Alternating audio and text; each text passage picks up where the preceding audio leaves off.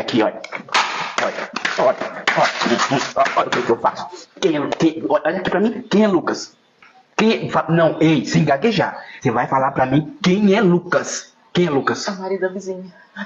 É o que, neném? É o marido da vizinha. O marido da vizinha? É. E eu acabei de ver uma ligação dele aqui no seu celular, neném, ali em cima do móvel ali, e você vem falar pra mim que é o marido da vizinha? O que você anda? O que você viu uma ligação onde? Aqui nesse celular aqui. No meu Não, esse celular não é meu, não. E de quem é esse celular? É da vizinha. Ah,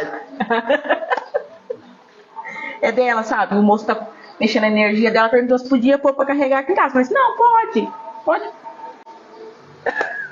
Então, é dela, não é meu, não. É dela. é da vizinha aqui. Então era o marido dela que tava. Que tava ligando. É. Aí Motorola, o seu é Xiaomi. Então. E agora? O que eu faço? Daqui a pouco ela vem buscar, né?